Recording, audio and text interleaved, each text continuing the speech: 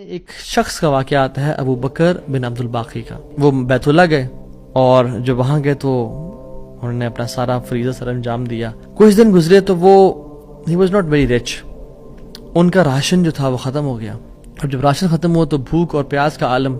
مکہ کے ایک دن گلی میں جا رہے تھے تو ان کو نا ایک پیکٹ ملا. انہوں نے اس پیکٹ کو اٹھایا, تھوڑا ہیوی تھا وہ. انہوں نے کہا چلو میں کمرے میں جاتا ہوں اور دیکھتا ہوں کیا ہے اس میں. کمرے میں گئے تو ایک ایسا ہار تھا جو کہتے ہیں میں نے آج تک نہیں دیکھا تھا. It was very unique, it was very precious. کہتے ہیں کہ میں بڑا حیران ہوں یہ کس کا ہوگا.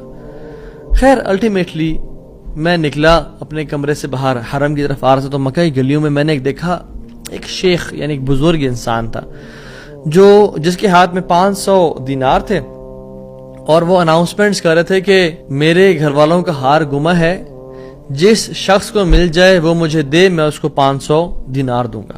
ابو بکر رحمہ اللہ نے سوچا کہ میرے پاس تو پیسے نہیں ہیں, میرے پاس تو راشن نہیں ہے, میں تو بھوک پیاس کا عالم ہے, تو میں اس کو ہار دوں گا اور اسے پیسے لے لیتا ہوں. کمرے میں گئے تو کہا آپ سے 3 سوال ہیں, آپ اس پیکٹ کی نشانی بتائیں, جس چیز سے اس پیکٹ کو باندھا گیا اس کی نشانی بتائیں, اور اس ہار کی نشانی بتائیں. صرف 3 نشانیاں بتا دیں. تو انہوں نے کہا پیکٹ ریشم کا ہے. انہوں نے کہا بالکل ٹھیک ہے آپ نے. انہوں نے کہا کہ جو پیکٹ جس چیز سے پیکٹ کو باندھا گیا ہے وہ بھی ریشم کا دھاگا ہے. انہوں نے کہا بالکل ٹھیک ہے آپ نے. اور تیسرا چیز کا انہوں نے کہا اس میں 30 نگ لگے ہوئے ہیں اس ہار میں. انہوں نے کھولا اس ہار کو, دیکھا 1 2 3 4 5 6 30 کمپلیٹ, یہ آپ کا ہار. تو انہوں نے کہا یہ 500 آپ کے دینار. کہتے ہیں نہیں مجھے نہیں چاہیے. کہتے ہیں کیوں بیٹا, میں نے تو وعدہ کیا تھا کہ میں شخص دوں گا. کہتے ہیں میں نے اللہ کے لیے کام کیا ہے, یہ مجھے چیز ملی تھی, میرا ایز اے مسلمان میرا حق تھا کہ میں امانت کو واپس ادا کروں, تو میں آپ سے اس کا اجر نہیں لوں گا. حالانکہ ان کو نیڈ تھی لیکن کہا کہ نہیں, میرا اجر اللہ تعالیٰ سے, واللہ لا اخذها, کہ میں اللہ کی قسم اس کو نہیں لوں گا آپ سے. وہ بحث کرتے تھے کہ لو تم نے لینا ہے, وہ کہتے ہیں میں نہیں لینا آپ سے, آپ چلے جائیں, یہ میں نے اپنا امانت ادا کی ہے, میں نے کوئی احسان تو نہیں کیا آپ پہ. وہ بزرگ بڑا حیران ہو کہ یہ کیسا نوجوان ہے.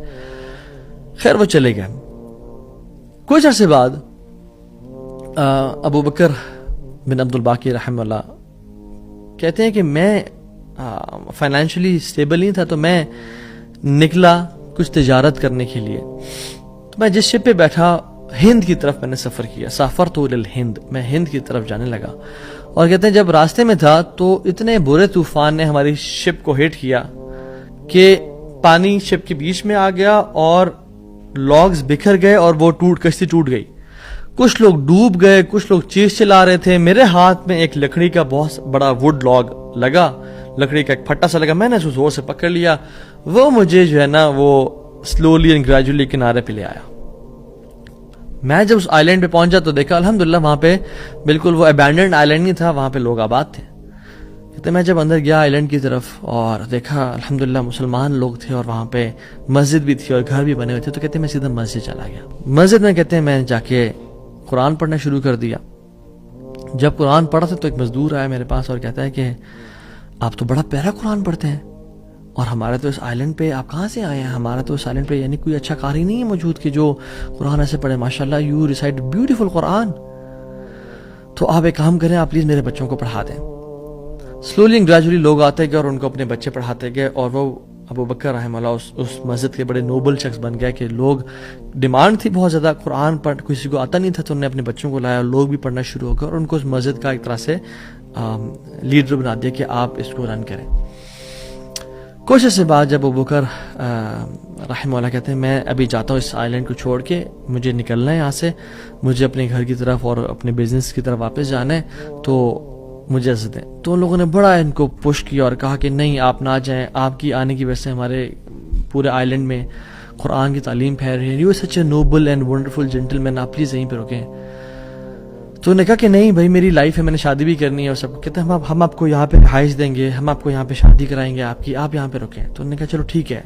انہوں نے ان کی شادی کر دی ایک عورت سے, اور کہا کہ یتیم لڑکی ہے اس سے آپ کی ہم شادی کرتے ہیں. ہے تو وہ یتیم لیکن ہے بڑی مالدار وہ, کیونکہ اس کا باپ جو تھا وہ بڑا رچ انسان تھا. انہوں نے کہا ٹھیک ہے. جب ان کا نکاح ہوا اور اس لڑکی کے پاس جب آ کے بیٹھے, یعنی جو فرسٹ نائٹ جب اس لڑکی کو دیکھا اور اس کے گلے پہ نظر پڑی تو وہ حیران ہو گئے یہ دیکھے کہ جو مکہ کی گلیوں میں ان کو جو ایک نیکلیس ملا تھا وہ اس لڑکی نے اپنے گلے میں پہنا ہوا ہے. وہ بڑے حیران اور پریشان ہو گئے. کچھ ٹائم بعد جب لوگوں نے پوچھا سب معاملات ٹھیک ہیں, سب سیٹ ہے, کوئی مسئلہ پریشانی تو نہیں, کہتے ہیں کہ سب ٹھیک ہے الحمدللہ. ایک چیز میرے ذہن میں ہے جو جس کا جواب نہیں ملا مجھے. کہتے ہیں کہ جو میری بیوی ہے, اور میں سے پوچھ بھی نہیں سکا ابھی تک کیونکہ حیا اور شرمندگی کی وجہ سے کہ یہ تم نے کہاں سے ملا, because it's very expensive necklace. کہیں اس کو یہ لگے کہ میں لالچی انسان ہوں یا میری نظر اس کے نیکلیس پہ ہے. تو یہ نیکلیس اس کو کہاں سے ملا؟ مجھے تو مکہ کی گلیوں میں ملا تھا اور میں نے ایک بزرگ انسان کو دیا تھا. وہ لوگ کیا کرنا شروع ہو گئے, فَحَلِّلُوا وَكَبِّرُوا, وہ کہتے ہیں لا الہ الا اللہ, اللہ اکبر کہنا شروع ہو گئے وہ لوگ. اور کہتے ہیں کہ تم وہ نوجوان ہو. کہتے ہیں کہ اس کا باپ جو اس علاقے کا ایک بڑا انسان تھا وہ ہمارے پورے اس علاقے میں ایک کہانی سنایا کرتا تھا کہ ایک شخص مجھے ملا, اس شخص سے زیادہ نیک انسان میں نے آج تک نہیں دیکھا, اس سے زیادہ امانت دار شخص میں نے آج تک نہیں دیکھا. وہ ہمیں ایک لڑکے کی کہانی سنایا کرتا تھا کہ ایسے ایسے اس کو نیکلیس ملا, اس نے مجھ سے پیسے نہیں لیے اور مجھے وہ اتنا قیمتی ہار واپس دے دیا. اور وہ باپ اللہ کا نہیں گولی, وہ دعا کیا کرتا کہ یا رب میری بیٹی کی شادی اس بندے سے کروا دے یا رب جس نے مجھے وہ ہار ڈھونڈ کے دیا تھا.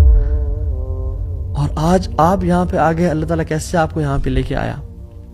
اور وہ بڑا حیران ہوئے کہ سبحان اللہ کس طرح سے انہوں نے ہار اللہ کے لیے دیا اور اس کا اجر صرف اللہ سے کی امید رکھی, اور اللہ تعالیٰ نے کہاں سے لا کے ان کو یہاں پہ ان کی شادی کروائی اور ان کی لائف کو سیٹل کیا اور ہار بھی ان کو واپس لوٹا دیا. اور سبحان اللہ انہوں نے کتنے دینار کو دھتکارا تھا اور ریجیکٹ کیا تھا, 500 دینار کو. کہتے ہیں کہ مجھے ایک ٹائم میں لائف کے ہمیں ضرورت پڑی ہسبینڈ وائف کو, تو ہم نے کہا کہ اس ہار کو بیچ دیتے ہیں. جب اس ہار کو ہم نے بیچا تو اس کے 5 لاکھ دینار ہمیں ملے.